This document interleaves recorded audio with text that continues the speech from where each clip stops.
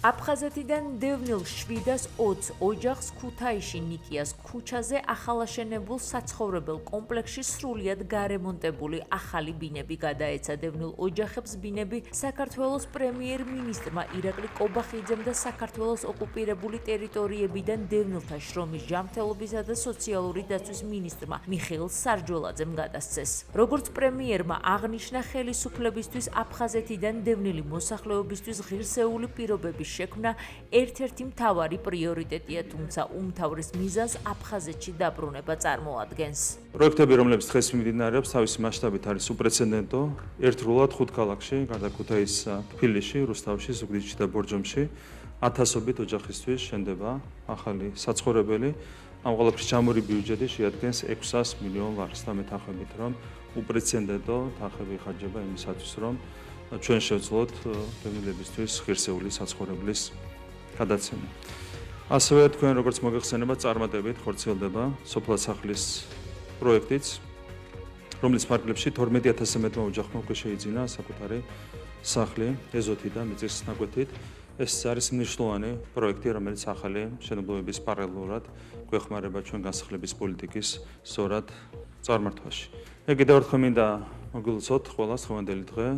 პირველ რიგში დევნილებს მინდა მოგილოცოთ ძალიან მნიშვნელოვანი შენაძენი და მინდა გისურვოთ ბედნიერი ცხოვრება ახალ ღირსეულ საცხოვრებელში.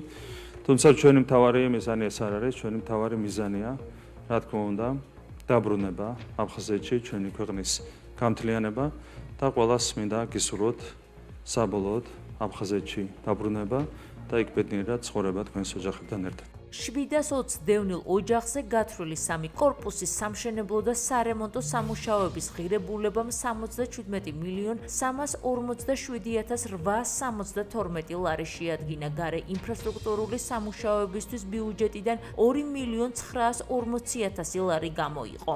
დევნილთა განსახლების მიზნით საცხოვრებელი კომპლექსების მშენებლობა ქვეყნის მასშტაბით კიდევ 4 ქალაქში მიმდინარეობს. თითოეული ამ ოჯახისთვის ეს არის უაღრესად დიდი მნიშვნელობისა ამ პროგრამის ფუნქციონირება საზოგადოდ და რა თქმა უნდა ის შესაძლებლობა, რომელიც ამ ოჯახებს მიეცემათ ამიერიდან. ეს არის განსაკუთრებულად მნიშვნელოვანი ხელისუფლებისთვის, მთავრობისთვის, პარლამენტისთვის, განსაკუთრებულად მნიშვნელოვანია, რომ მაქსიმუმი კეთდებოდეს და მუდმივად რჩებოდეს პრიორიტეტად დევნილების ღირსეული საცხოვრებლით და ღირსეული ცხოვრების პირობებით უზრუნველყოფა. პირველ რიგში მინდა ყველა დევნილს მიულოცო, ვინც მიიღო ეს არაჩვეულებრივი ბინები. რაც ყველაზე მთავარია, ჩვენი მთავარი მიზანი ეს არის ქვეყნის გაერთიანება, როგორც პრემიერმა აღნიშნა და მთავარი მიზნის მიღწევისთვის ყველაზე წინა პირობა ის არის ჩვენი დევნილების კეთილდღეობა და მათი მდგომარეობის გაუმჯობესება.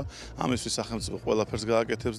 დევნილთა ღირსეულად განსახლების პროგრამის ფარგლებში 11 საცხოვრებელი კორპუსი შენდება თბილისში, 4 რუსთავში, 7 ზუგდიდში და 1 საცხოვრებელი კორპუსი ბორჯომში. საცხოვრებელი ფართების მშენებლობასთან ერთად პროექტი ითვალისწინებს კორპუსების გარე ინფრასტრუქტურის კეთილმოწყობას.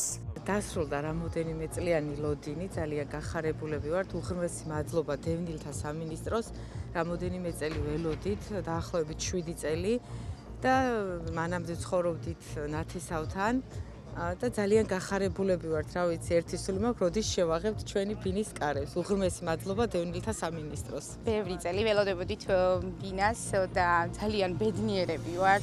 ვართ ოჯახში 5 წევრი და ისა უბედნიერესი დღეა და თამამად შემიძლია ვთქვა, რომ ჩვენი ოცნება ახდა. დევნილი ოჯახებისთვის ქუთაისში ბინების გადაცემის ცერემონიალს აფხაზეთის ავტონომიური რესპუბლიკის მთავრობის თავმჯდომარე გიორგი ჯინჭარაძე, აფხაზეთის და საქართველოს მთავრობის წევრები და ხელისუფლების წარმომადგენლები ესწრებოდნენ.